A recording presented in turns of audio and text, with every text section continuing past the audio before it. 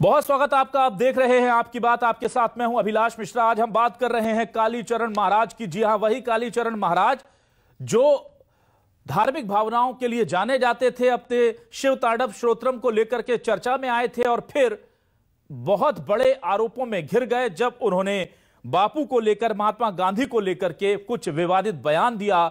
और वो बयान इतना ज्यादा विवादित था कि उससे लेकर छत्तीसगढ़ सरकार ने कार्रवाई उन पर कर दी। खजुराहो से आज सुबह जब उन्हें गिरफ्तार किया गया तो उसके बाद से विवाद शुरू हो गए। कुछ देर पहले वो रायपुर पहुंचे पुलिस उन्हें लेकर, और कोर्ट ने उन्हें जेल भेजने का आदेश दे दिया है।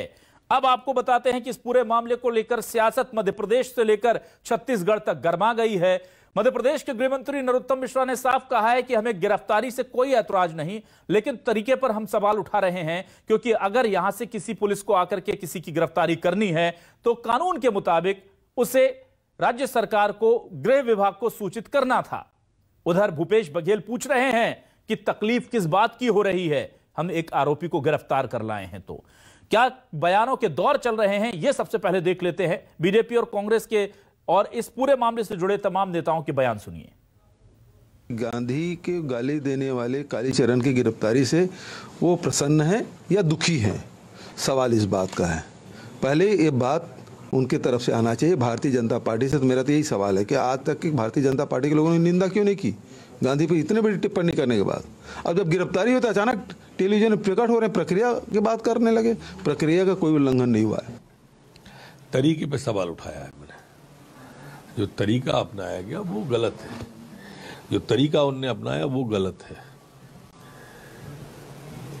फूल और हम पहले सूचना देते हैं, सूचना के बाद में फिर नहीं दे सकते थे तो दोबारा सूचना दे देते।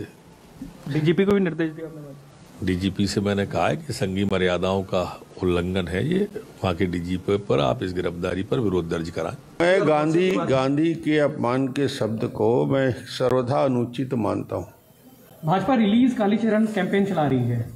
नहीं, वो भाजपा का ऐसा कोई कैंपेन नहीं है। महात्मा गांधी के विषय में कमेंट्स किया गया है, अनर्गल प्रचार किया गया है, गलत बातें की गई है, तो ये अपने आप में राष्ट्रद्रोह का मामला बनता है। क्योंकि कोई कलेक्टर, एसपी या मंत्री शब्द जो लिखते हैं उनके साथ लिखते हैं हम राष्ट्रपिता।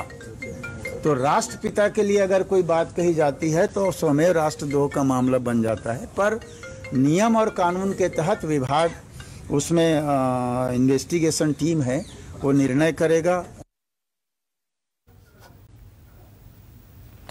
तो जाहिर सी बात है कि इस पूरे मामले को लेकर के आप देखिए किस तरह से बयानबाजी हो रही है।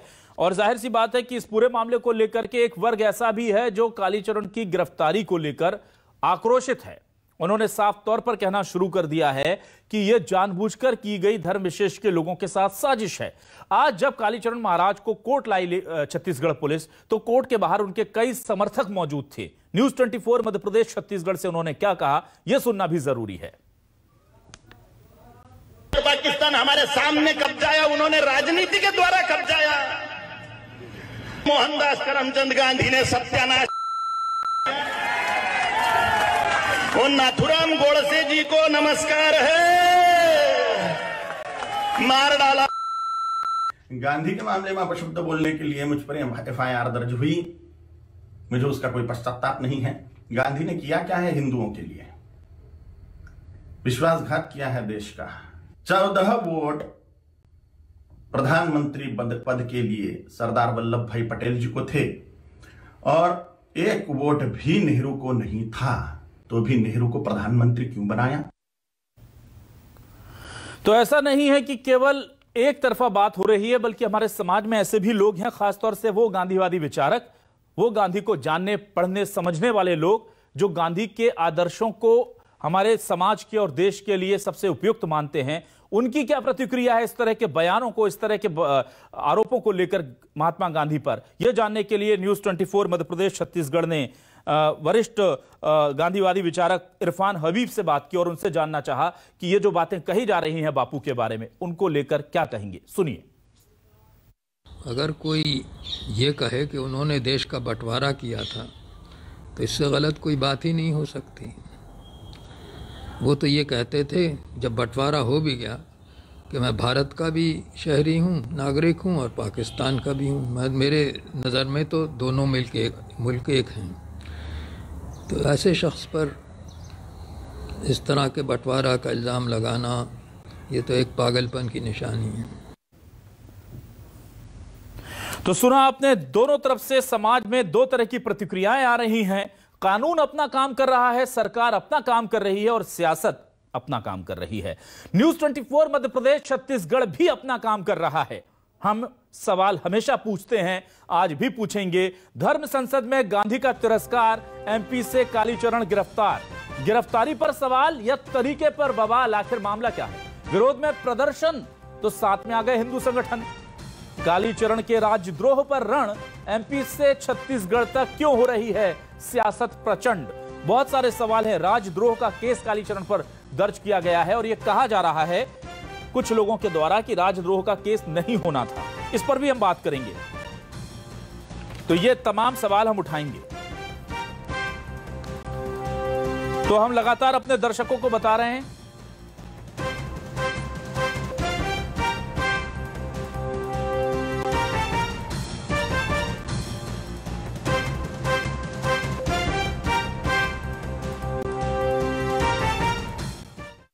ये तस्वीरें देखिए। सुबह क्या होता है पूरा मामला समझिए। गिरफ्तारी हुई, छतरपुर से हुई। कालीचरण महाराज को छत्तीसगढ़ पुलिस तलाश कर रही थी, मीडिया में हर जगह इसकी खबर थी और वहां से उनकी गिरफ्तारी हुई छतरपुर से।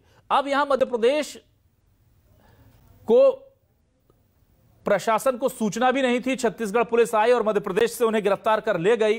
तो जाहिर सी बात है कि पुलिस विभाग के लिए यह थोड़ा सा शर्मिंदगी का विषय भी हो जाता है।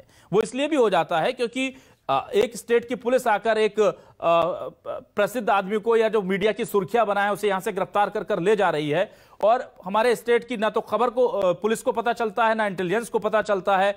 तो उसके बाद एक बयान आता है और यह कहा जाता है कि तय प्रक्रिया का पालन नहीं किया गया। हमने जितनी जानकारों से बात की, सबका कहना था कि तय प्रक्रिया यह कहती है कि किसी स्टेट की पुलिस को अगर दूसरे स्टेट में जाकर कोई गिरफ्तारी या कानूनी कार्रवाई करनी है तो उसकी सूचना कम से कम राज्य सरकार को, गृह विभाग को देना चाहिए था।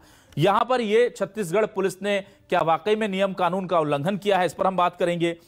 लेकिन अपने दर्शकों को हम बता दें कि इस पूरे मामले को लेकर के जब गृह मंत्री नरोत्तम मिश्रा ने आपत्ति उठाई तरीके पर गिरफ्तारी के, छत्तीसगढ़ से बहुत मुखर प्रतिक्रिया हुई। छत्तीसगढ़ से मुखर प्रतिक्रिया ऐसी हुई कि खुद सीएम भूपेश बघेल ने पूछ लिया कि तकलीफ किस बात की है? बापू का अपमान करने वाले लोगों को अगर हम गिरफ्तार कर रहे हैं तो इसमें किसी को क्या परेशानी हो सकती है? उसके बाद लगातार बयानों के दौर आए आमने सामने और छत्तीसगढ़ और मध्य प्रदेश की सरकारों के रूप के तौर पर प्रवक्ता और जो बयान देने वाले जिम्मेदार, चाहे वो गृह मंत्री हो, खुद ताम्रध्वज साहू जी ने भी कहा कि ये इसमें कहीं कोई उल्लंघन नहीं हुआ है।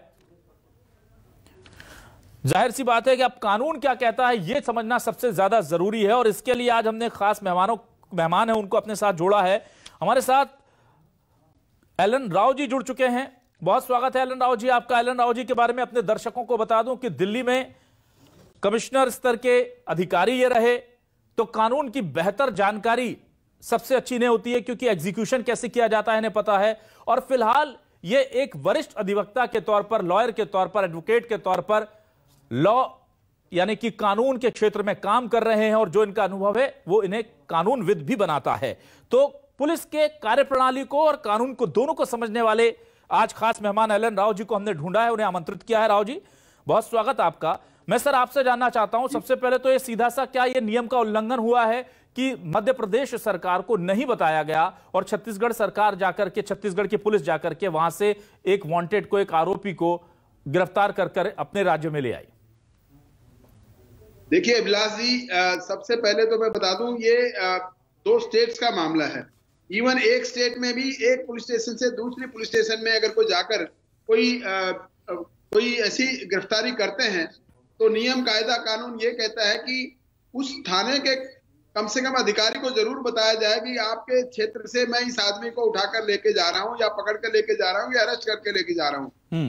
प्रैक्टिकली ऐसा होता है कि जो भी पुलिस ऑफिसर किसी थाने के इलाके से किसी आदमी को अरेस्ट करने जाते हैं तो उसकी सूचना उस थाने को लिखित रूप में दी जाती है और ये बताया जाता है कि मैं फला जगह से आ रहा हूं और मैं इस केस का जिक्र भी किया जाता है और वहाँ डीडी एंट्री होती है, दिल्ली दैनंदिनी जिसे कहते हैं हिंदी में, उसमें लिखा जाता है कि इस आदमी को मैं इस मुकदमे या किस प्रकरण में मैं इसको अरेस्ट करके या गिरफ्तार करके या उसको अप्रीहेंड करके लेके जा रहा हूं और उसकी सूचना लिखित में दी जाती है। ये तो है कानूनी मैं बता रहा हूं कि जो प्रक्रिया है इसको किया जाता है और ये प्रैक्टिकली ये करना भी चाहिए। उसकी वजह मैं बताता हूं क्यों नहीं ऐसा होता है, क्यों करना चाहिए।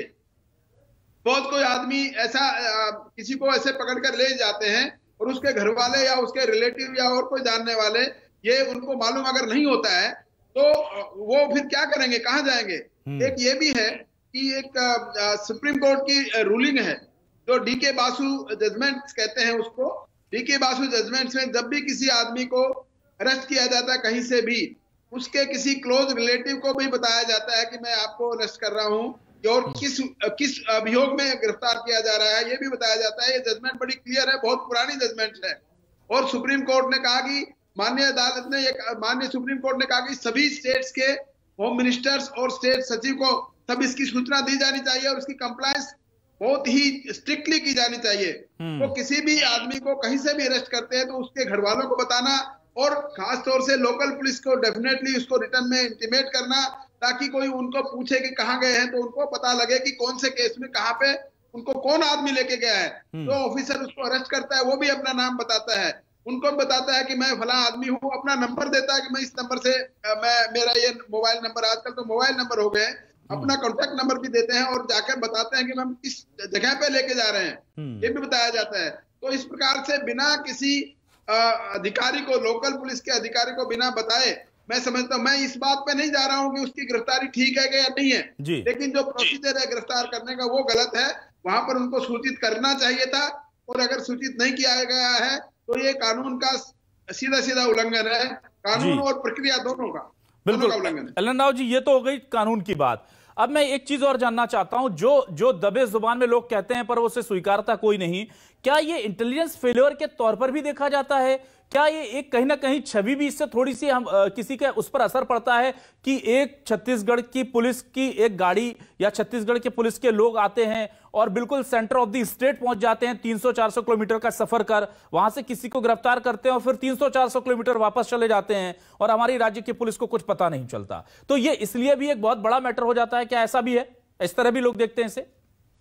देखिए, लोग देखते हैं, उसकी तो मैं कह नहीं सकता कुछ भी, इस प्रकार से देखते हैं। लेकिन इसके साथ साथ मैं बता दूं, अगर कोई ऐसी गाड़ियों को आना जाना तो बहुत रहता है, पुलिस की गाड़ियां आती जाती रहती है, इसके लिए कोई इंटेलिजेंस फेलियर की बात मैं नहीं समझता हूं। लेकिन हाँ, अगर किसी ने उस गाड़ी की नंबर के बारे में, इस गाड़ी में किसी को उठाकर लेके जाया जा रहा है या गिरफ्तार करके लेके जा रहा है, उस गाड़ी के नंबर के बारे में वहां की पुलिस को सूचित किया है, या 100 नंबर, हर जगह पुलिस का नंबर 100 जगह हर जगह लागू होता है, उनको सूचित किया जाता है, तो आमतौर पर पुलिस पूरे नाकाबंदी करके उस प्रकार से उस गाड़ी की तलाश करने के लिए जुट जाती है। अगर किसी आदमी को इस प्रकार से बिना बताए लेके जाते हैं, अगर वही आदमी वही अपनी गाड़ी अगर पुलिस स्टेशन में बताकर जाती है तो फिर ऐसी कोई सिचुएशन नहीं है। लेकिन हाँ, अगर बिना बताए को लेके जा रहा है और उसकी सूचना पुलिस को मिल जाती है तो कहीं ना कहीं जरूर उसको 300 किलोमीटर के बीच में कहीं रोका जा सकता था, इसमें कोई डाउट नहीं। ठीक है, हमारे साथ सुशील आनंद शुक्ला जी जुड़ चुके हैं, छत्तीसगढ़ कांग्रेस के अध्यक्ष हैं, पीसीसी संचार विभाग के। बहुत स्वागत है सुशील जी आपका न्यूज 24 मध्य प्रदेश छत्तीसगढ़ पर। सुशील जी, हमारे साथ एलन राव जी जुड़े हुए हैं जो दिल्ली में कमिश्नर जैसे रैंक पर रहे हैं और अभी फिलहाल कानून के लिए काम करते हैं, कानूनविद भी हैं, वकालत भी करते हैं, और इसलिए हमने आज उन्हें आमंत्रित किया था। और अभी तक जितने भी हमने लॉ एक्सपर्ट से बात की सब ये कह रहे हैं कि नहीं, सूचना तो देनी थी, गिरफ्तारी करना अलग बात है, लेकिन कानून तय कानूनों का पालन तो होना चाहिए। राज्य सरकार को, छत्तीसगढ़ सरकार को, मध्य प्रदेश सरकार तक इसे कन्वे करना था कि हम गिरफ्तारी करने के लिए आ रहे हैं। गिरफ्तारी सही है गलत है अलग चीज है, लेकिन तरीके पर सवाल है, कुछ कहेंगे आप सर?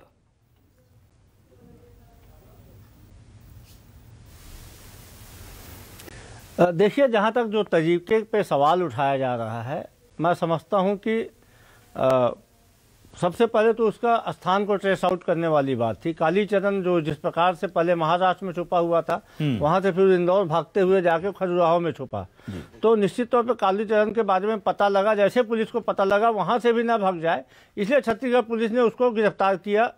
गिरफ्तार करने के बाद बाकायदा उसके वकील को, उसके परिजनों को इसकी सूचना दी गई। उससे पूछा गया कि आपका वकील कौन है बताइए। उसने अपने वकील का नाम बताया, उनके परिजनों को सूचना दी गई। जहां तक मध्य प्रदेश के पुलिस का सवाल है, तो चूंकि उसे 5 घंटे के अंदर में छत्तीसगढ़ में मजिस्ट्रेट के सामने पेश करना था, इसलिए ट्रांजिट रिमांड लेने की कोई आवश्यकता नहीं थी। दूसरी बात, जो जुड़े हुए राज्य हैं, पड़ोसी राज्य मध्य प्रदेश ही, अभी पिछले 15 दिन पहले हमारे यहाँ बालाघाट से लगे हुए छत्तीसगढ़ के इलाके में आके मध्य प्रदेश की पुलिस ने रेड किया था। कुछ उसने वहां पे माओवादी गतिविधियों के संबंध में रेड किया था। उसने हमारी पुलिस को सूचना नहीं दिया था। अभी छत्तीसगढ़ से लगे हुए आंध्र प्रदेश की पुलिस छत्तीसगढ़ में आके माओवादियों के खिलाफ में इनकाउंटर का काम की थी। उसने हमें सूचना नहीं दिया था। सामान्य परिस्थितियां है। सवाल ये उठता है कि एक अपराधी जिसने राष्ट्रपिता का अपमान किया, क्या उसकी गिरफ्तारी ज्यादा उचित है, या किस प्रकार से कानून प्रक्रिया का पालन नहीं किया गया, सामान्य प्रोटोकॉल का, किसी भी प्रकार का कानून का उल्लंघन नहीं किया गया, मध्य प्रदेश में किसी प्रकार की कोई वायलेंस की स्थिति नहीं पैदा होने दी गई। सवाल ये उठता है कि भारतीय जनता पार्टी दरअसल तिलमिला रही है। तिलमिला इसलिए रही है, सुशील जी, ये पॉलिटिकल हो जाएगा, लेकिन मैं अभी एक प्रक्रिया पर रहता हूं। सुशील जी, मेरा ये कहना है कि अगर मध्य प्रदेश की पुलिस जो है छत्तीसगढ़ के सीमावर्ती इलाके में बुलाया है तो पूरा पॉलिटिकल ही होगा। ना मिश्रा जी, मिश्रा बोलिए सर, बोलिए। मिश्रा जी मुझको बुलाया है तो मैं तो पूरी पॉलिटिकल ही बात होगी। पॉलिटिकल बुला लीजिए, टेक्निकल करना है तो आप किसी और एक कानूनविद को बुला के बैठा लीजिए। ना पॉलिटिकल तो होगा सर, लेकिन सवाल ऐसा जरूरी नहीं ना हम कुछ नियम कानून की भी बात कर लें, क्योंकि पॉलिटिक्स में अगर हम ये कहते हैं कि नियम कानून मानेंगे ही नहीं, हम तो राजनीति करने आए हैं, तो फिर कैसे चलेगा? मुझे ये बताइए, राजनीति भी तो नियम कानून के तहत ही चलेगी ना सर। सुशील जी, राजनीति में नियम कानून की बात मैं ये पूछता हूँ जी, नियम कानून के तहत उसकी गिरफ्तारी की गई। मिश्रा जी, नियम कानून के तहत उनकी गिरफ्तारी की गई। नियम कानून के तहत उनके वकील को सूचना दी गई। नियम कानून के तहत उन्हें 6 घंटे के अंदर गिरफ्तार करने के बाद 24 घंटे के अंदर कोर्ट के सामने प्रस्तुत करना था। उन्हें कोर्ट के सामने प्रस्तुत कर दिया गया। इसमें कहां से नियम कानून को उल्लंघन किया गया? दरअसल पीड़ा इसी बात की है कि जिस व्यक्ति को छुपाया जाना था, ठीक है, जिस व्यक्ति को आश्रय देना चाहते थे, देखिए आप जिस लाइन पर आना चाह रहे हैं, छत्तीसगढ़ पुलिस सुशील जी, आप जिस राष्ट्रपिता के, सुशील जी, आप जिस लाइन पर आना चाह रहे हैं, आऊंगा। सुशील जी, आप यकीन रखिए मैं उस लाइन पर आऊंगा। मेरा सवाल आपसे एक है सर, आपने उत्तर दिया, मैं उसमें से एक सवाल निकल आया, इसलिए पूछ लिया। मैं ये कह रहा हूं कि आपने कहा कि परिजनों को सूचना दी, कानून का पालन किया, वकील को सूचना दी, कानून का पालन किया, ट्रांजिट रिमांड नहीं ली क्योंकि आपको 5 घंटे के अंदर पेश करना था, कानून का पालन किया। सर, उसी कानून में एक कानून यह है कि राज्य की पुलिस को सूचना देनी थी, वहां उसका उल्लंघन हुआ है। और मध्य प्रदेश की सीमावर्ती पुलिस अगर आपके छत्तीसगढ़ में हमारे आ जाती है बिना बताए, तो वो भी कानून का उल्लंघन करती है। यह कोई प्ली नहीं है कि उन्होंने कानून तोड़ा तो हम भी तोड़ देंगे सर, ऐसा मुझे लगता है। देखिए, मैं आपको एक चीज स्पष्ट कर दूं जी। नहीं मिश्रा जी, देखिए अभिलाष जी, मैं एक चीज आपको स्पष्ट कर दूं, यहाँ पे कानून का उल्लंघन इसलिए नहीं हुआ, कानून का किसी भी प्रकार का कोई उल्लंघन नहीं हुआ। मैं ये जानना चाहता हूं कि आईपीसी या सीआरपीसी की किस धारा में लिखा हुआ है पुलिस के मैनुअल में कि पुलिस जाके स्थानीय पुलिस को सबसे पहले सूचना देगी और उसके बाद में अपराधी को। यदि पुलिस को ऐसा पता है कि अपराधी फलाने स्थान पे बैठा हुआ है, तो पुलिस बिल्कुल वहां जाके उसको दबिश देके पकड़ सकती है। पकड़ने के बाद उसे ऐसा लगता है कि यहाँ पे लॉ एंड ऑर्डर की स्थिति है, या उसे ट्रांजिट रिमांड लेने के लिए उसे जहां गिरफ्तार करके ले जाना, वहां जाने में 24 घंटे से अधिक का समय लगेगा, तो ट्रांजिट रिमांड लेने के लिए उसे स्थानीय अदालत में प्रस्तुत करना, तो ऐसी स्थिति बनेगी। यहाँ पे मैं फिर बता रहा हूँ, ये सवाल सिर्फ इसलिए उठाया जा रहा है, ये सवाल सवेरे से प्रायोजित तरीके से भारतीय जनता पार्टी के मध्य प्रदेश के गृह मंत्री से लेके छत्तीसगढ़ के पूर्व मंत्री तक इस सवाल को इसलिए उठा रहे हैं कि उनको पीड़ा है कि बापू के हत्यारे को महिमा मंडित करने वाले, गोडसे का महिमा मंडित करने वाला, चलिए आपका सवाल बीजेपी को कालीचरण किस प्रकार से गिरफ्तार कर लिया गया, भारतीय जनता पार्टी के एजेंडे को प्रचारित करने वाला किस प्रकार से गिरफ्तार कर लिया गया। ठीक है सुशील आनंद जी, देखिए आपने हमारे दर्शकों के सामने कहा कि ऐसा किस आईपीसी की धारा में लिखा है, तो मैं बता दूं कि एलन राव साहब बैठे हैं, उन्होंने साहब कहा कि एससी की रूलिंग है डीके बासु जजमेंट में कि आप किसी भी स्टेट तो छोड़िए, अगर एक जिले की पुलिस दूसरे जिले में या एक थाने की पुलिस दूसरे थाने में किसी को गिरफ्तार करने जाती है तो उसे भी सूचना देनी होती है। तो इसलिए मैं अपने दर्शकों के सामने स्पष्ट कर दूं ताकि कहीं कोई गफलत ना रहे। अब मैं आता हूं आपके आरोपों पर, जो आपने बड़े आरोप लगाए बीजेपी पर। हमारे साथ सांसद बीजेपी मोहन मंडावी जी आ चुके हैं। मोहन मंडावी जी, मैं आपसे जानना चाहता हूं सर, क्या वाकई में सिर्फ एजेंडा भुनाने के लिए इस पूरे मामले को तूल दिया जा रहा है? और जाहिर सी बात है कि अगर गिरफ्तार करके ले आए हैं और बापू के अपमान को लेकर तो बीजेपी खुद कह रही थी कि गलत हुआ है, तो अगर कुछ गलत हुआ है तो गिरफ्तार हो गए हैं, अब एक छोटी छोटी बारीकियों को निकालकर डिफेम करने की कोशिश क्यों? देखिए, कानून सबके लिए एक समान होता है। कोई भी प्रक्रिया के तहत गिरफ्तार करना चाहिए। हम तो कहते हैं जिन्होंने भी अपराध किया उसके ऊपर कार्रवाई होना चाहिए, लेकिन दूसरे राज्य के सरकार से सलाह मशवरा के ये पकड़ करके लाना अच्छी बात नहीं। ठीक है, थोड़ा सा उनको भी वहां के अधीनस्थ अधिकारी कर्मचारियों से संपर्क करना था, वहां सरकार से संपर्क करना था और उसको बाद ले आते। और इसमें बीजेपी वाली बात कहाँ आ रही? बीजेपी कभी नहीं कहा कि इनको बचाव करके। ठीक है, और ये तो उन्हीं के मंच से ये शब्द कहे हैं। मंच तो अबूझ पहली बन गया है। मैं कंप्यूटर बाबा जी के पास आ जाता हूं। महामंडलेश्वर कंप्यूटर बाबा हमारे साथ जुड़ चुके हैं। कंप्यूटर बाबा जी, बहुत स्वागत है आपका न्यूज 24 मध्य प्रदेश छत्तीसगढ़ पर। सर, आप मुझे सुन पा रहे हैं? जी बोलिए। बाबा जी, मैं जानना चाह रहा था, इस पूरे प्रकरण को देखकर जिस तरह से सियासत हो रही है उसमें एक आवाज खामोश है और वो है संतों की आवाज। मैं आपसे जानना चाहता हूं कि संतों को क्या लगता है, ये जो कुछ हो रहा है ठीक हो रहा है, कानून के मुताबिक हो रहा है, या आपको लगता है इसमें कुछ गलती है? नहीं, संतों की आवाज नहीं आ रही है, गलत बात है। संत समाज निंदा करते हैं इसकी।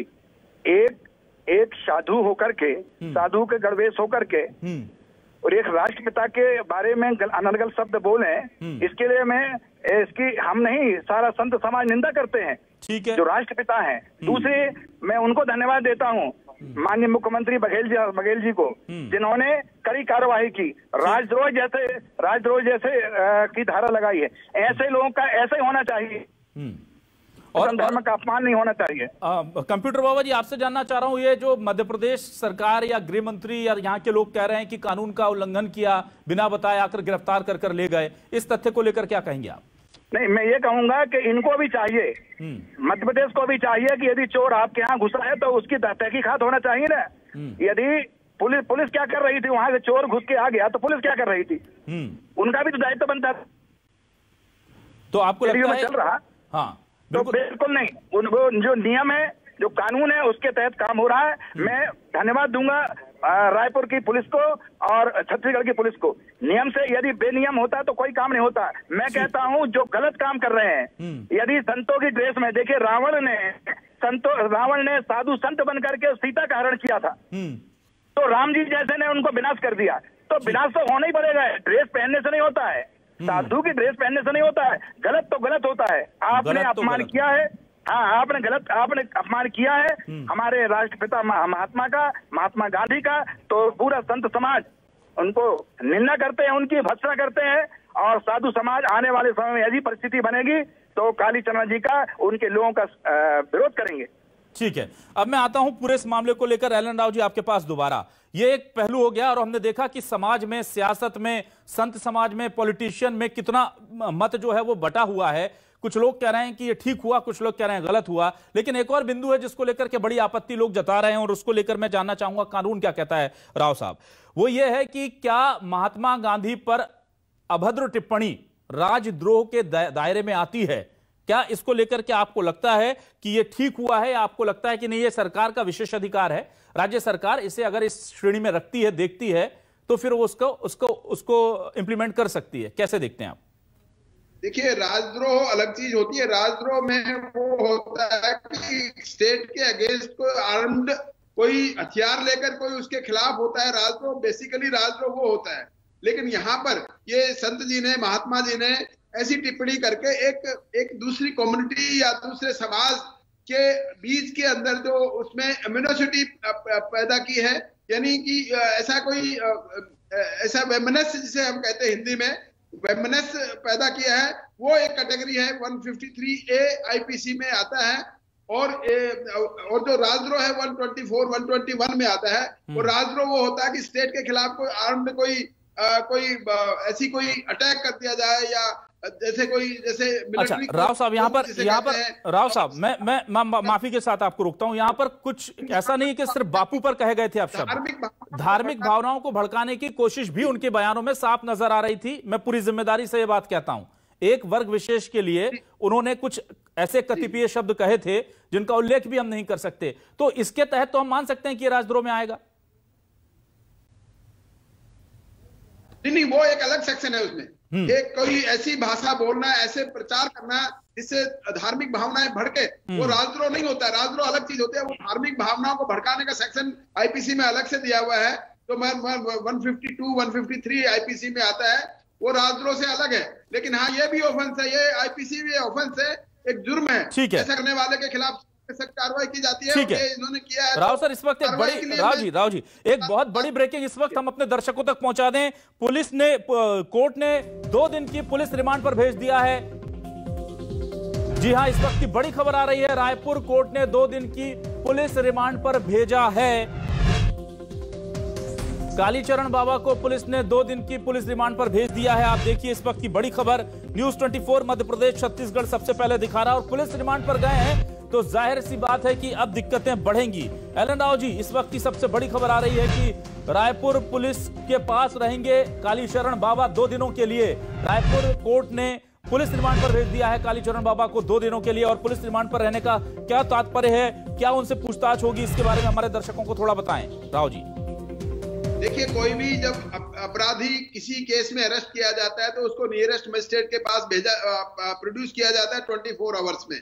24 यानी 23 घंटे तक पुलिस के पास रखने का उनका पहले ही राइट है, बिना किसी मजिस्ट्रेट से परमिशन के। उसके बाद अगर कोई इन्वेस्टिगेशन बचती है, अगर उसमें कोई कार्रवाई करनी है या कहीं उसको ले जाना है या कोई रिकवरी करनी है या कोई और चीजें पूछताछ करनी है, गहन पूछताछ करनी है, सीरियस मामला होता है, तो उसके लिए मजिस्ट्रेट साहब से पुलिस रिमांड पर लेने की दरखास्त की जाती है। और वो फिर पूरा प्रकरण देखने के बाद मजिस्ट्रेट उनको पुलिस रिमांड देने की इजाजत देता है। मैक्सिमम पुलिस रिमांड 14 दिन का हो सकता है एक आदमी का, एक किसी नॉर्मल केस में।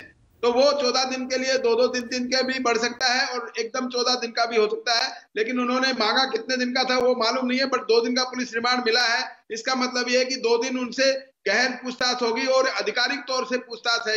ये कोई इलीगलिटी नहीं है, ये लीगल है। मजिस्ट्रेट के पास पेश करने के बाद में उनसे परमिशन लेकर 2 दिन का पुलिस रिमांड मिला, ये लीगल है। और इसमें केस की इन्वेस्टिगेशन में कड़ियां जोड़ना, क्या क्या है उनको इकट्ठा करना, ये सब करना जरूरी होता है और इसलिए पुलिस रिमांड दिया जाता है। ठीक है सर, मैं सुशील आनंद जी आपके पास आता हूं। सुशील आनंद जी, ये बड़ी अपडेट आ रही है कि 2 दिन का पुलिस रिमांड मिला है, किस तरह की जानकारी जुटाई जाएगी? और एक कुछ बड़ा वर्ग हमने देखा समर्थकों का उनके, जो वहां पर कह रहा था कि कांग्रेस बार बार हिंदुओं को टारगेट करके हिंदू धार्मिक भावनाओं को ठेस पहुंचा रही है। इसको लेकर आप क्या कहेंगे?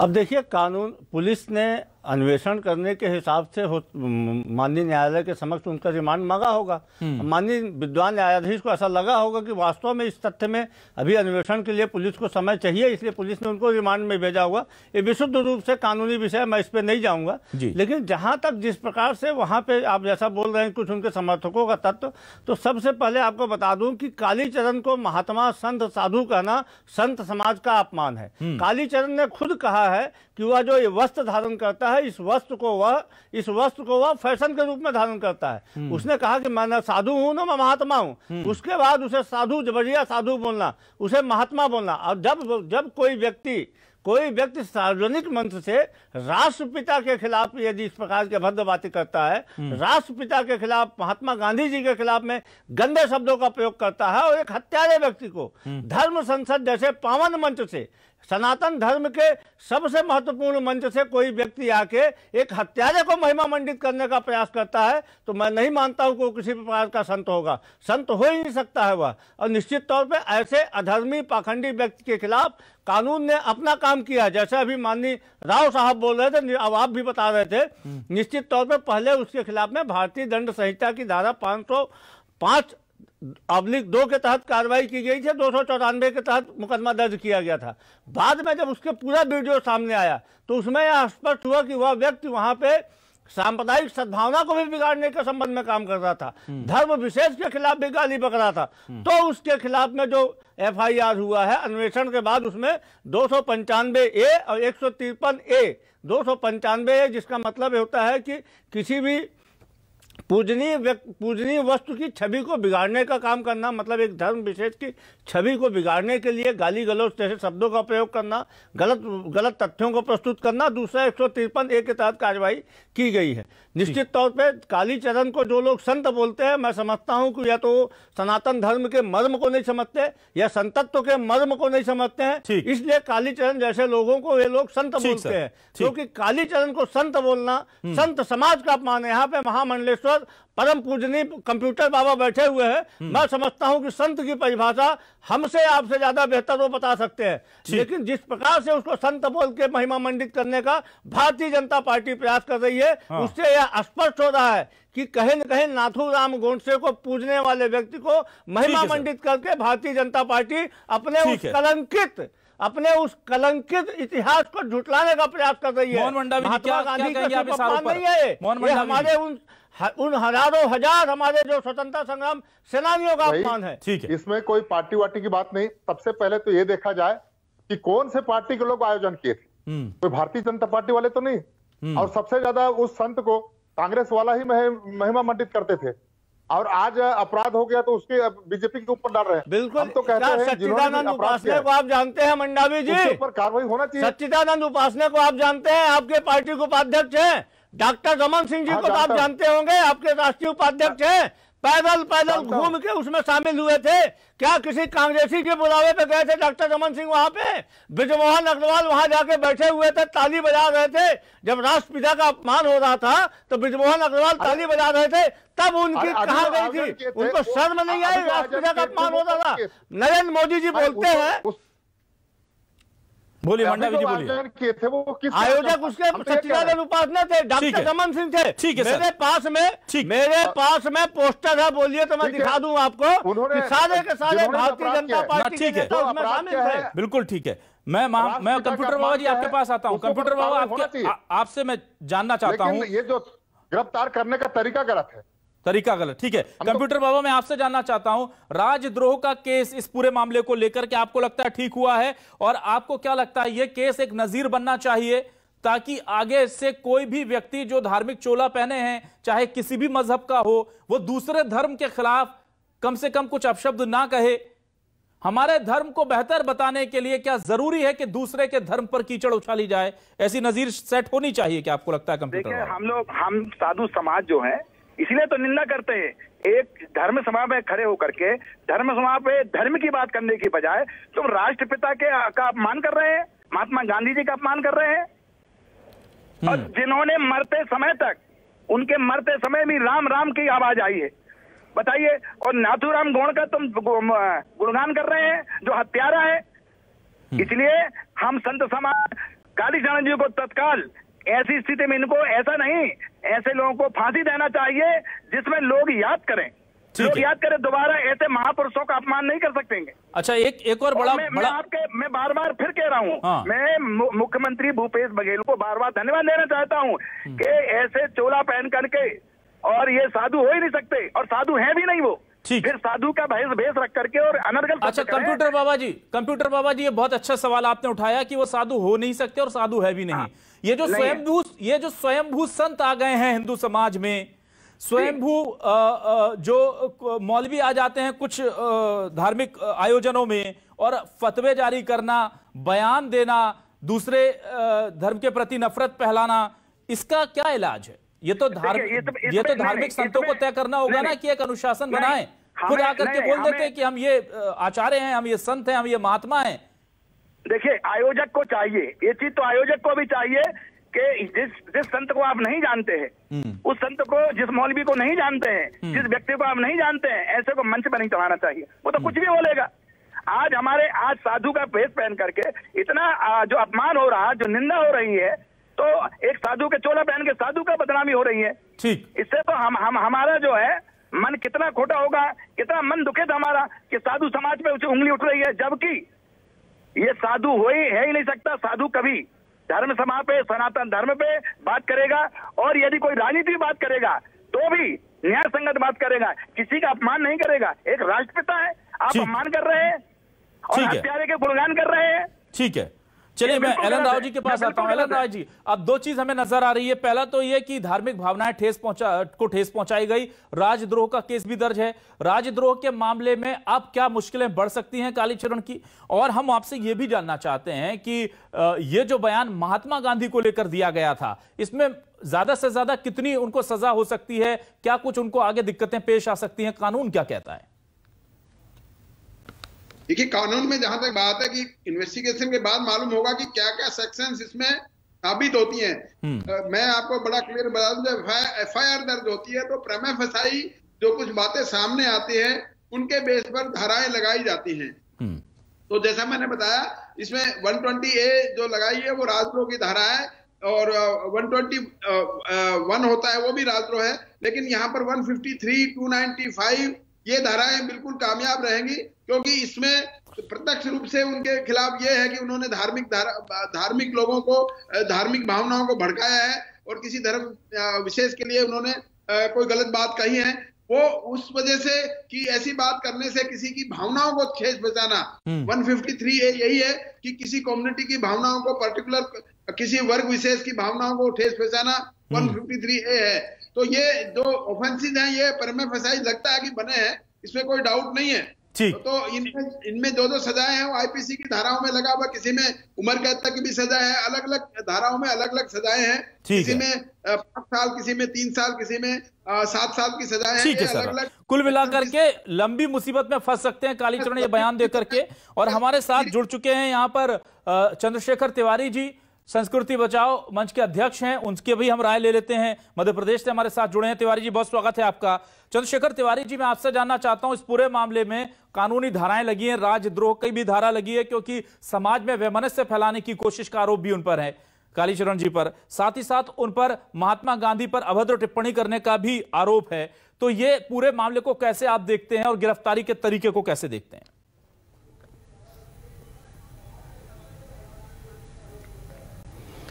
देखिए, उनके ऊपर अभिलाष जी बिल्कुल धाराएं लगेंगी और बढ़ा के लगेंगी, क्योंकि उन्होंने भगवा पहना हुआ है ना, संत है वो, इसलिए लगेगी। बाकी किसी मुल्ला मौलवी पे कभी नहीं लगेगी। वो भारत माता को डायन कहेंगे तो भी नहीं लगेगी। शाही इमाम जो बुखारी है उनके खिलाफ 150 से 200 कई वारंट निकले होंगे, लेकिन सोनिया गांधी वहां जाकर नतमस्तक होती, कहती फतवा जारी कर दीजिए, कांग्रेस को वोट दिया जाए। इन भगवा आतंकवाद कहलाने नाम घोषित करने वाली पार्टी, भगवा के नाम पर हमारे लोगों को बदनाम करने वाली पार्टी, मालेगांव में साधु संतों की हत्या करवाने वाली पार्टी, आनंद जी का भी audio they please. Jain Saraswati ऐसे नासूर लोग समाज में विघटन पैदा करते हैं, अरे संस्कृति बचाओ करते हैं, संस्कृति का अपमान करते हैं। ऐसे विघटनकारी लोगों को नहीं शर्म आनी चाहिए। अरे भगवा को तुम लोग बदनाम करते हो, भगवा जैसे पावन शब्द को बदनाम करते हो, भगवा के नाम पे अपनी राजनीतिक दुकानदारी चलाने वाले शर्म आनी चाहिए तुमको। भगवा के नाम पे जो तुम लोग अपनी दुकानदारी चलाते हो, इसके कारण हिंदू समाज बदनाम हुआ। तुम लोग हमारे धर्म के खिलाफ षड्यंत्र करते हो। आपने जो है आपने संस्कृति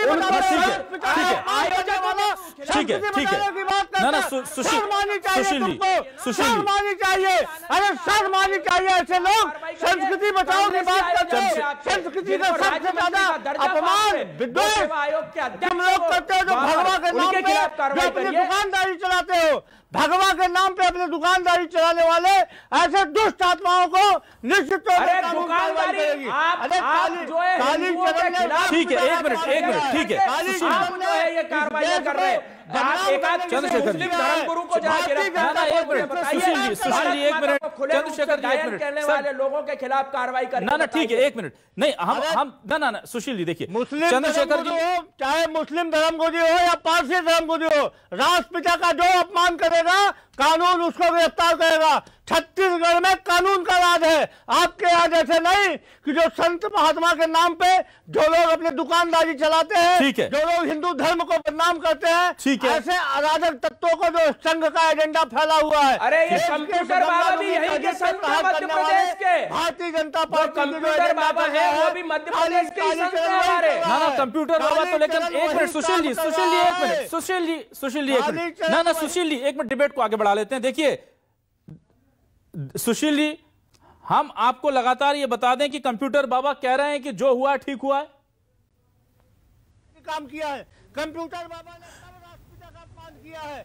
अरे शर्म आनी चाहिए संत आत्मा को। ये तस्वीरें हम आपको कोर्ट की दिखा रहे हैं, हमारे दर्शकों को, हम अपने दर्शकों को कोर्ट की सीधी तस्वीरें दिखा रहे हैं इस वक्त। और देखिए यहां पर कालीचरण बाबा को लेकर के जाया जाएगा, पुलिस ने रिमांड पर ले लिया है उन्हें, जो जानकारी हमें मिल रही है। और लगातार न्यूज 24 मध्य प्रदेश छत्तीसगढ़ सबसे पहले इस खबर को अपने दर्शकों तक पहुंचा रहा है। क्या क्या लीगल कॉम्प्लिकेशंस थी वो हमने बताया, सियासी दावपेच बताया, और यहां पर पुलिस बहुत बड़ी सिक्योरिटी के साथ मौजूद है। बाहर एक बड़ा मजमा कालीचरण बाबा के समर्थकों का भी लगा हुआ है। तस्वीरें हम दिखा रहे हैं, देखिए कुछ ही पल में कालीचरण बाबा को बाहर लेकर के रायपुर पुलिस आएगी और उसके बाद 2 दिन की पुलिस रिमांड। ये तस्वीरें आप देखिए कि उनके जो समर्थक हैं वो बाहर आ रहे हैं, यानी कि कालीचरण बाबा को बाहर लाया जा रहा है। ये सीधी तस्वीरें रायपुर से इस वक्त हम दिखा रहे हैं, रायपुर से सीधी तस्वीरें दिखा रहे हैं इस वक्त।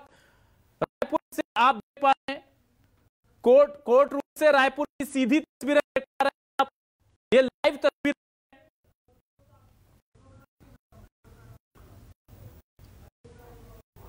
जाहिर सी बात है कि ये जो पूरी तस्वीरें हम देख पा रहे हैं रायपुर से सीधी तस्वीरें हैं।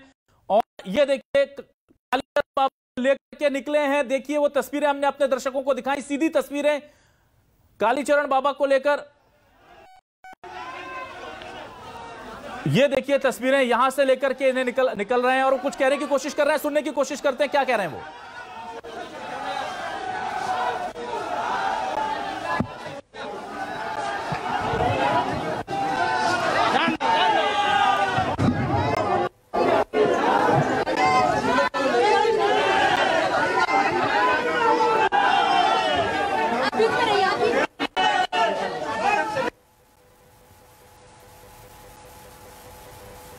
और ये तस्वीरें आप देख पा रहे हैं, जाहिर सी बात है कि इस भागदौड़ी में वो क्या कहना चाहते हैं ये कोई अभी सुन नहीं पाया है, लेकिन बाहर नारे लग रहे हैं उनके नाम को लेकर के, जिंदाबाद के नारे लग रहे हैं, जय श्री राम के नारे लग रहे हैं। मैं मोहन मंडावी जी के पास आता हूं। मोहन मंडावी जी, ये पूरे मामले को क्या बीजेपी फिर से पॉलिटिकल रूप देने की कोशिश कर रही है? और जो बीजेपी मुख्य मुद्दा लेकर के चल रही है इन दिनों छत्तीसगढ़ में, हिंदूवादी, हिंदुत्व, तमाम ये ऐसे मुद्दों को जोड़ करके बीजेपी चाह रही है कि क्या इस मुद्दे को भी उसी तरह से उठाया जाए? नहीं, हम तो कहते हैं जिन्होंने अपराध किया उनके ऊपर कार्रवाई होना चाहिए, लेकिन इनको कार्रवाई अलग है और बार बार बीजेपी को गोडसे का नाम लेकर के बदनाम करते हैं, हमारे भगवा झंडा का अपमान कर। जी बिल्कुल, जाहिर सी बात है। मैं आता हूं महामंडलेश्वर कंप्यूटर बाबा के पास। कंप्यूटर बाबा, मैं आपसे जानना चाह रहा हूं, क्या पुलिस संतों का इस तरह के वेशभूषा में जेल में जाना ये कैसा लगता है? क्योंकि समाज जिन लोगों के पैर छूता है। शिवम हमारे साथ जुड़ चुके हैं। शिवम, क्या इस वक्त अपडेट है, बताएं। बता दें कि जिला न्यायिक मजिस्ट्रेट चेतना ठाकुर की बेंच पर सुनवाई हुई और करीब 1.5 घंटों तक चली सुनवाई के बाद कालीचरण को रायपुर पुलिस की 2 दिनों की पुलिस रिमांड पर सौंप दिया गया। बताया जा रहा है कि आगामी 1 जनवरी को फिर से जमानत याचिका पर सुनवाई होगी और उसके बाद जो है जिला मजिस्ट्रेट द्वारा कोई फैसला सुनाया जाएगा। इस वक्त रायपुर के कोर्ट परिसर से आप देख सकते हैं कि किस तरीके से कालीचरण बाबा को जो है यहाँ पर सुरक्षा घेरा तैयार कर ले जाया जा रहा है और यहाँ से जो है पुलिस रिमांड पर कालीचरण बाबा को लेकर के जाया जाएगा। बताया जा रहा है कि कालीचरण बाबा के जो वकील थे उन्होंने पैरवी करते वक्त पुलिस कार्रवाई पर भी सवाल उठाए। अब देखना ये होगा कि 2 दिनों के बाद क्या कालीचरण बाबा को न्यायिक हिरासत पर भेजा जाएगा या फिर उन्हें जमानत दी जाएगी। ये देखिए, और गाड़ी जो है वो रवाना हो गई है कालीचरण बाबा को लेकर के और कालीचरण को 2 दिन की पुलिस रिमांड पर सौंपा गया है। रायपुर पुलिस उनसे पूछताछ करेगी। राजद्रोह का केस भी दर्ज है। तो कालीचरण बाबा को जो है इस वक्त जिला कोर्ट परिसर से ले जाया गया है, 2 दिनों की पुलिस रिमांड पर रखा जाएगा और उसके बाद आगामी 1 जनवरी को फिर से जमानत याचिका पर सुनवाई होगी। अब देखना यह होगा कि इस सुनवाई के बाद आखिरकार मजिस्ट्रेट के द्वारा क्या फैसला दिया जाता है। हालांकि 2 दिनों तक कालीचरण बाबा पुलिस रिमांड पर रहने वाले हैं। कैमरामैन जगन्नाथ राव के साथ शिवम मिश्रा, न्यूज 24 मध्य प्रदेश छत्तीसगढ़। बिल्कुल, और जाहिर सी बात है मैं आता हूं सीधे महामंडलेश्वर कंप्यूटर बाबा जी, आपसे यह जानना चाह रहा था कि आपको कैसा लगता है जब एक भगवा पहना संत कहलाने वाला कोई शख्स इस तरह से कानून के पेचीदगियों में, पचड़ों में फंसता है, पुलिस रिमांड पर जाता है, आपको कैसा लगता है?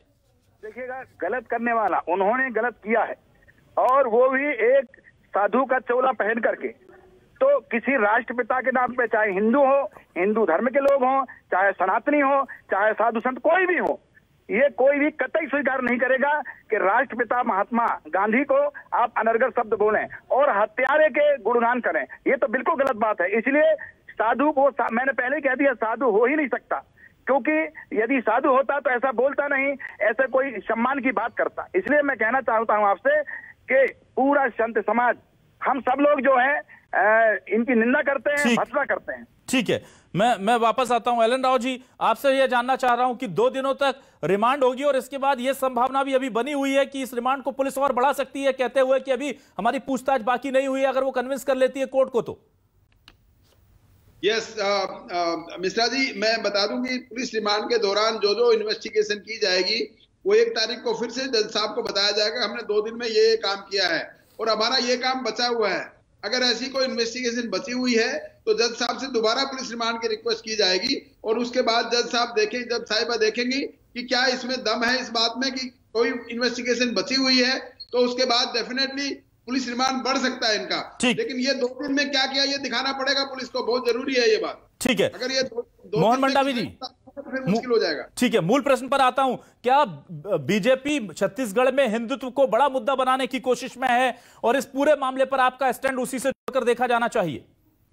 नहीं, ये बार बार कांग्रेस वाले और कुछ लोग ये बीजेपी को भगवा और आरएसएस के खिलाफ बात करते हैं।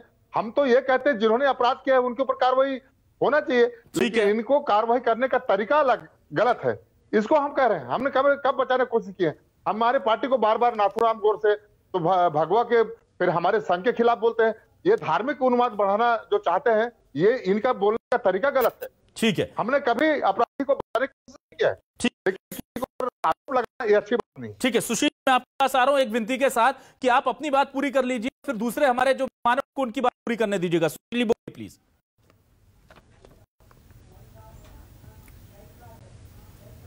यदि आपके मेहमान ज्यादा रहेंगे तो मैं बिल्कुल नहीं बोलूंगा। जी बोलिए। जो व्यक्ति टिप्पणी करेगा निश्चित तौर पे मैं बैठा हूँ तो उस टिप्पणी का मुंह जवाब दूंगा। ठीक है, नहीं तोड़ना। मैं बात कर रहा हूँ निश्चित तौर पे भारतीय जनता पार्टी पिछले कुछ दिनों से छत्तीसगढ़ मुंह तोड़ने वाली मुंह तोड़ जवाब मुहावरा लोगों को। ठीक है, ठीक है, ठीक है, आप अपने स्तर को संभालिए। एक मिनट तिवारी जी आपके पास आ रहा हूं मैं। बहुत सारे संगठन चलते हैं ना प्लीज सुशील आनंद जी 1 to 1 में नहीं जाकर हम बात करते हैं। सर मैं आपसे जानना चाह रहा हूँ, तुम्हारी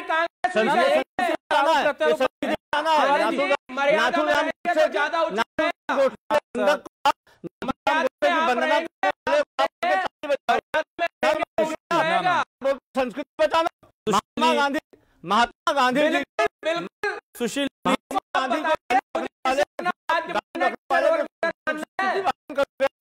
संस्कृति संस्कृति बचाओ।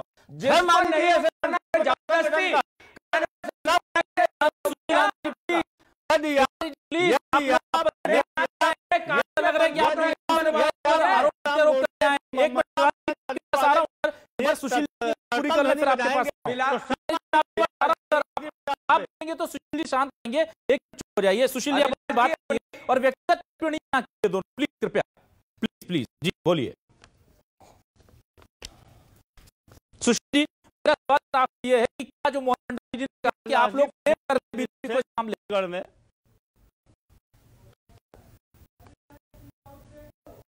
हम फ्रेम नहीं कर रहे हैं भारतीय जनता पार्टी के क्रियाकलाप है पिछले दिनों से छत्तीसगढ़ में।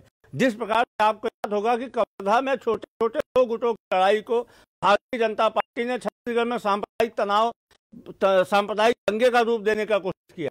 इस प्रकार से भारतीय जनता पार्टी छत्तीसगढ़ में झूठे धर्मांतर के मुद्दे को लेकर पूरे प्रदेश में हवा बनाने की कोशिश की।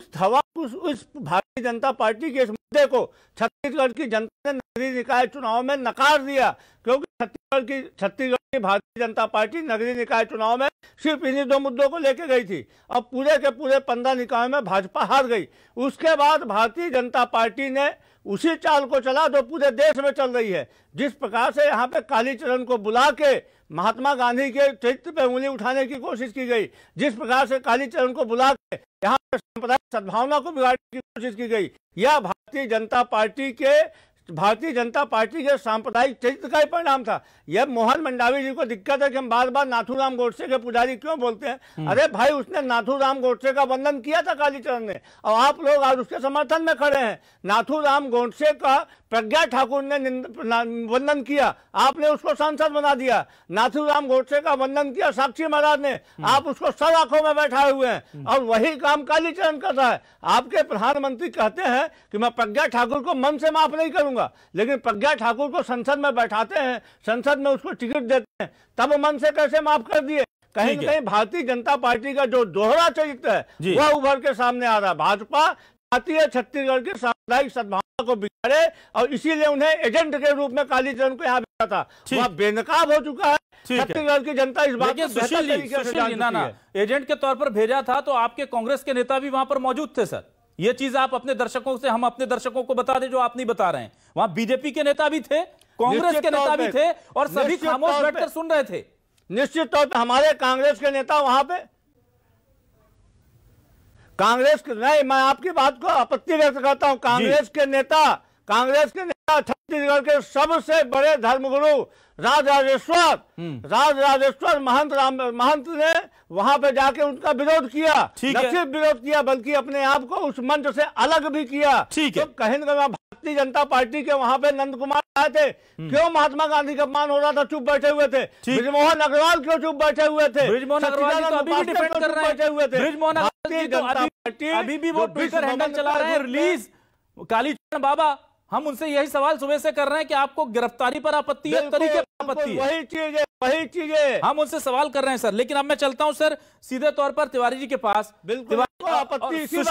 सुशील जी तिवारी जी, ठीक है, तिवारी जी से ले लेते हैं। और हम ब्रिजमोहन जी से भी लगातार सवाल कर रहे हैं। हमने रमन सिंह जी से भी पूछा और उन्होंने उनके उस बयान से खुद को अलग किया, कहा कि नहीं, हम रिलीज कालीचरण बाबा नहीं, हम तरीके पर आपत्ति उठा रहे हैं। हमने उनसे कहा कि रिलीज कालीचरण बाबा में तो तरीके का जिक्र ही नहीं है। आपकी बातों से लग रहा है कि गिरफ्तार करना गलत है, तरीका गलत हो सकता है, लेकिन कानून का उल्लंघन हुआ है तो गिरफ्तारी तो होनी चाहिए। लेकिन चंद्रशेखर जी, आपको क्या लगता है, क्या कानून का उल्लंघन नहीं हुआ, गिरफ्तारी नहीं होनी चाहिए? आप अपनी बात रखने के लिए स्वतंत्र हैं, बोलिए।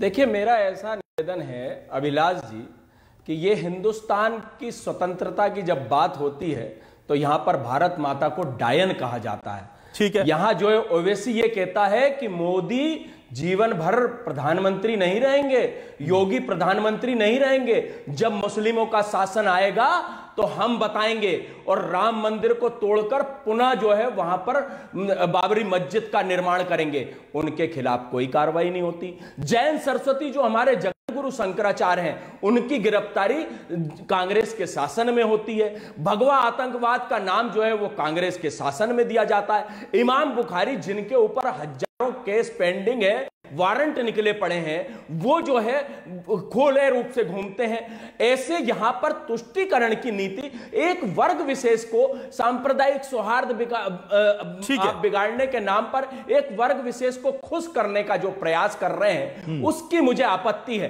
एक बात मुझे बताइए अभिलाष जी, राष्ट्रपिता कोई संवैधानिक कहीं लिखा हुआ है? सुभाष चंद्र बोस जी ने जब रेडियो पर अपना उद्बोधन दिया था, उस समय राष्ट्रपिता संबोधित किया था, और उस समय से राष्ट्रपिता कहा जा रहा है। अभिलाष जी को अगर मुझे अपना बड़ा भाई मानना है तो कोई रोक नहीं सकता, और नहीं मानना है तो कोई कहलवा नहीं सकता। महात्मा गांधी कह सकते हैं, लेकिन कंप्यूटर बाबा के पास एक मिनट है, सवाल कीजिए। कंप्यूटर बाबा जी, क्या आपको लगता है कि संत सियासत का मोहरा हो गए हैं कंप्यूटर बाबा जी? क्या मध्य प्रदेश, छत्तीसगढ़ नहीं, पूरे देश में संत बीजेपी और कांग्रेस के खेमों में बट गए?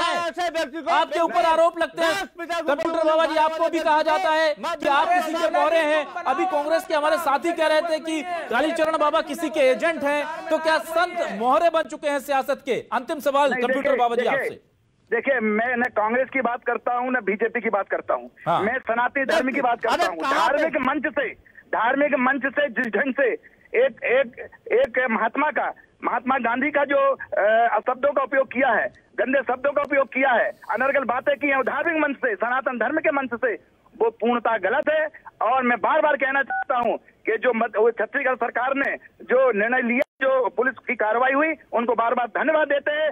दोबारा ऐसा कोई भी साहस नहीं करेगा, चाहे वो कोई भी हो। समय कम है, लेकिन मोहन मंडावी जी आपने अपनी बात रखी, सुशील आनंद शुक्ला जी ने पूरे दमखम से अपनी बात रखी, महामंडलेश्वर कंप्यूटर बाबा ने अपनी बात रखी, और चंद्रशेखर तिवारी जी आपका बहुत शुक्रिया, आप बहुत कम शॉर्ट नोटिस पे हमारे साथ जुड़े थे। और साथ ही साथ मैं एलन राव साहब का भी शुक्रिया अदा करूंगा, जिन्होंने कानूनी पेचीदगियों पर बात की और बहुत ही सफाई से उन्होंने बात की, दिल खोलकर बात की और तटस्थ रहकर बात की। जब उन्हें लगा कि ये सही है, चाहे वो बीजेपी के फेवर में हो या कांग्रेस के, उन्होंने वो बात की। तमाम दर्शकों का मैं शुक्रिया अदा करूंगा कि वो हमारे साथ इस पूरी डिबेट में जुड़े। आप देखते रहिए न्यूज़ 24 मध्य प्रदेश छत्तीसगढ़।